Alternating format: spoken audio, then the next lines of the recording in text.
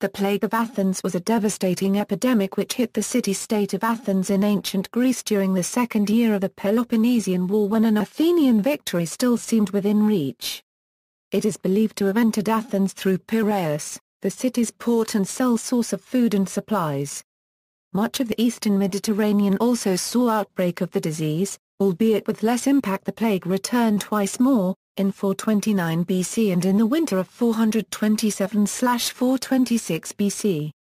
Background: Sparta and its allies, with the exception of Corinth, were almost exclusively land-based powers, able to summon large land armies which were very nearly unbeatable. Under the direction of Pericles, the Athenians pursued a policy of retreat within the city walls of Athens, relying on Athenian maritime supremacy for supply while the superior Athenian navy harassed Spartan troop movements. Unfortunately, this strategy also resulted in adding many people from the countryside to an already well-populated city, introducing a severe crowding factor as well as resource shortages. Due to the close quarters and poor hygiene exhibited at the time, Athens became a breeding ground for disease and many citizens died, including Pericles, his wife, and his sons Paralus and Xanthippus. In the history of epidemics, the Plague of Athens is remarkable for its one-sided affliction and bias on the ultimate outcome of a war.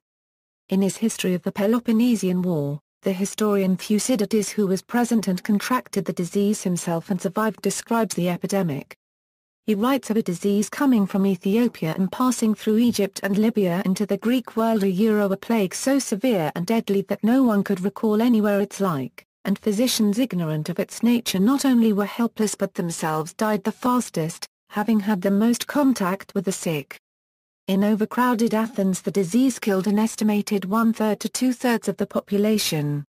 The sight of the burning funeral pyres of Athens caused the Spartans to withdraw, their troops being unwilling to risk contact with the diseased enemy. Many of Athens' infantry and expert seamen died as well as their general Pericles. After the death of Pericles, Athens was led by a succession of leaders Thucydides described as incompetent or weak. According to Thucydides, not until 415 BC had Athens recovered sufficiently to mount a major offensive, the disastrous Sicilian expedition. Social implications: accounts of the Athenian plague graphically describe the social consequences of an epidemic. Thucydides' account clearly details the complete disappearance of social morals during the time of the plague. The impact of disease on social and religious behavior was also documented during the worldwide pandemic best known as the Black Death. Fear of the law. Thucydides states that people ceased fearing the law since they felt they were already living under a death sentence. Likewise, people started spending money indiscriminately. Many felt they would not live long enough to enjoy the fruits of wise investment, while some of the poor unexpectedly became wealthy by inheriting the property of their relatives. It is also recorded that people refused to behave honorably because most did not expect to live long enough to enjoy a good reputation for it. Care for the sick and dead. Another reason for the lack of honorable behavior was the sheer contagiousness of the illness. Those who tended to the ill were most vulnerable to catching the disease. This meant that many people died alone because no one was willing to risk caring for them. The dead were heaped on top of each other, left to rot, or shoved into mass graves. Sometimes those carrying the dead would come across an already burning funeral pyre, dump a new body on it, and walk away. Others appropriated prepared pyres so as to have enough fuel to cremate their own dead. Those lucky enough to survive the plague developed an immunity and so became the main caretakers of those who later fell ill. A mass grave and nearly 1,000 tombs, dated between 430 and 426 BC, have been found just outside Athens' ancient Kerameikos cemetery. The mass grave was bordered by a low wall that seems to have protected the cemetery from a wetland. Excavated during 1994 Euro 95, the shaft-shaped grave may have contained a total of 240 individuals, at least 10 of them children. Skeletons in the graves were randomly placed with no layers of soil between them.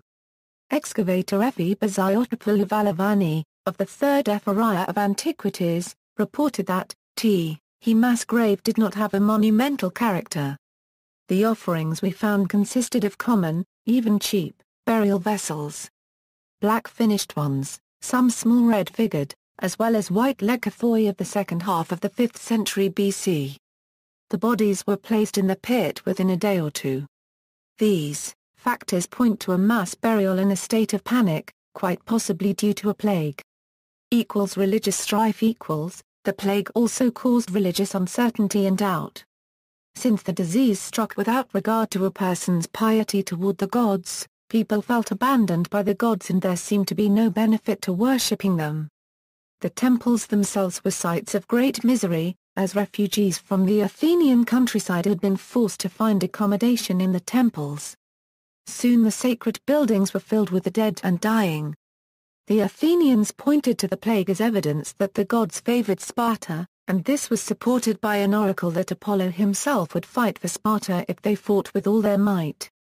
An earlier oracle had warned that war with the Dorians, Spartans comes and at the same time death. Thucydides is skeptical of these conclusions and believes that people were simply being superstitious. He relies upon the prevailing medical theory of the day, Hippocratic theory, and strives to gather evidence through direct observation.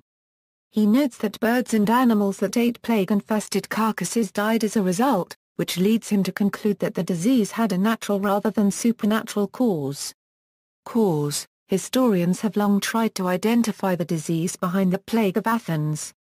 The disease has traditionally been considered an outbreak of the bubonic plague in its many forms, but reconsiderations of the reported symptoms and epidemiology have led scholars to advance alternative explanations. These include typhus, smallpox, measles, and toxic shock syndrome. Others have suggested anthrax, tramped up from the soil by the thousands of stressed refugees or concentrated livestock held within the walls. Based upon striking descriptive similarities with recent outbreaks in Africa, as well as the fact that the Athenian plague itself apparently came from Africa, Ebola or a related viral hemorrhagic fever has been considered.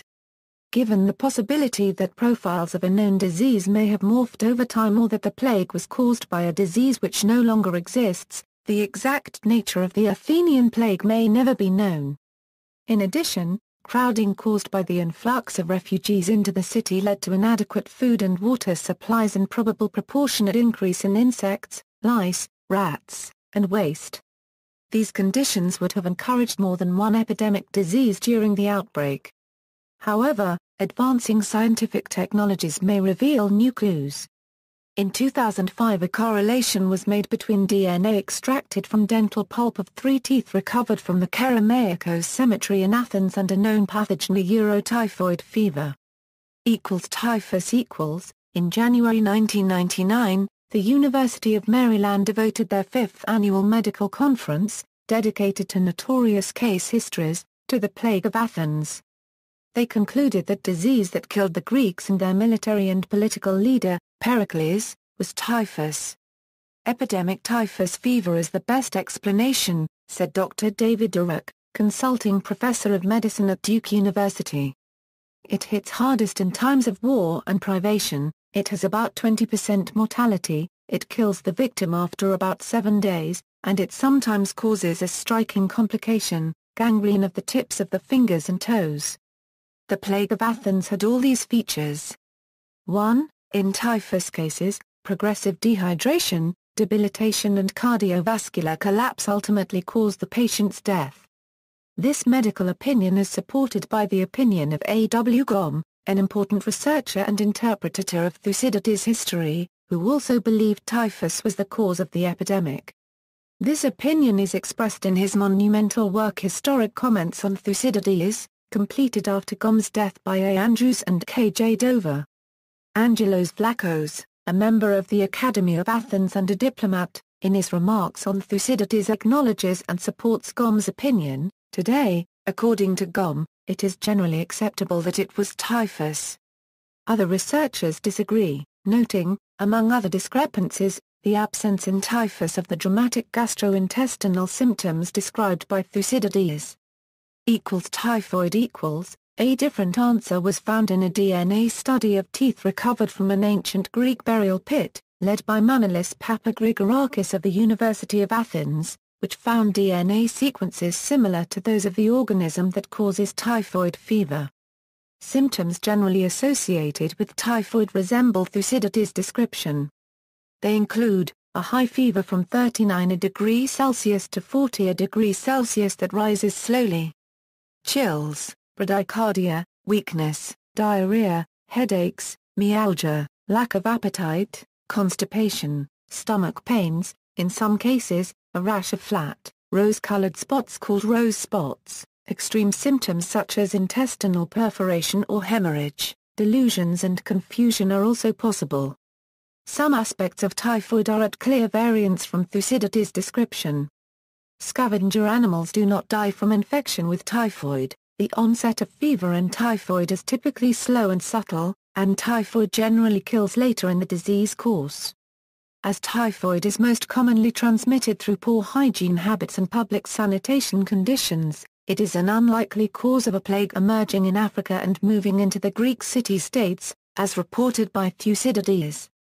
Some researchers have disputed the findings from the dental pulp study, citing what they claim are serious methodologic flaws. However, the authors of the original study pointed out that the objections were on a flimsy basis, and the methodology used to produce the disproof has been previously shown to give conflicting results. Viral hemorrhagic fever Thucydides' narrative pointedly refers to increased risk among caregivers, which is more typical of the person-to-person contact spread of viral hemorrhagic fever than typhus or typhoid. Unusual in the history of plagues during military operations, besieging Spartan troops appear not to have been afflicted by the illness raging near them within the city. Thucydides' description further invites comparison with VHF in the character and sequence of symptoms developed, and of the usual fatal outcome on about the 8th day. Some scientists have interpreted Thucydides' expression lynxkina as the unusual symptom of hiccups, which is now recognized as a common finding in Ebola virus disease. Outbreaks of VHF in Africa in 2012 and 2014 reinforced observations of the increased hazard to caregivers and the necessity of barrier precautions for preventing disease spread related to grief rituals and funerary rites. With an up to 21-day incubation period, transmission of Ebola via Nile commerce into the busy port of Piraeus is clearly plausible. Ancient Greek intimacy with African sources is reflected in accurate renditions of monkeys in art of frescoes and pottery, most notably Goanans, the type of primates responsible for transmitting Marburg virus into Germany and Yugoslavia when that disease was first characterized in 1967. Circumstantially tantalizing is the requirement for the large quantity of ivory used in the Athenian sculptor Phidias, a unregistered trademark to monumental ivory and gold statues of Athena and of Zeus, which were fabricated in the same decade. Never again in antiquity was ivory used on such a large scale. A second ancient narrative suggesting hemorrhagic fever etiology is that of Titus Lucretius Carus. Writing in the 1st century BC, Lucretius characterized the Athenian plague as having a blood unregistered trademark or black discharges from bodily orifices. Lucretius cited and was an admirer of scientific predecessors in Greek Sicily Empedocles and Acron. While none of the original works of Acron, a physician, are extant, it is reported that he died circa 430 BC after travel to Athens to combat the plague. Unfortunately, DNA sequence-based identification is limited by the inability of some important pathogens to leave a footprint retrievable from archaeological remains after several millennia. The lack of a durable signature by RNA viruses means some etiologies, notably the viral hemorrhagic fever viruses, are not testable hypotheses using currently available scientific techniques. References: Dixon B. Ebola in Greece. British Medical Journal, 313 euro 430. McNeill, William H. Plagues and People. New York, Anchor Books, 1976. ISBN 0-385-12122-9. Pomeroy, Sarah B. Spartan Women. Oxford, Oxford University Press, 2002. ISBN 0-19-513067-7. Zinsser, Hans. Rats, Lice and History, A Chronicle of Pestilence and Plagues. Boston, 1935. New York, Black Dog and Leventhal Publishers, 1996. ISBN 1-884822-47-9. External links. DNA examination of ancient dental pulp incriminates typhoid fever as a probable cause of the plague of Athens. Int. J. Infect. Dis 10, 206 May 14, 2006. doi, 10.1016/J Agid. 2005.09.001. PMID 16412683. And the reply to it by Shapiro ALll. History of the Peloponnesian War 2.47 €55. Live Science article access January 23, 2006. Women in Classical Athens.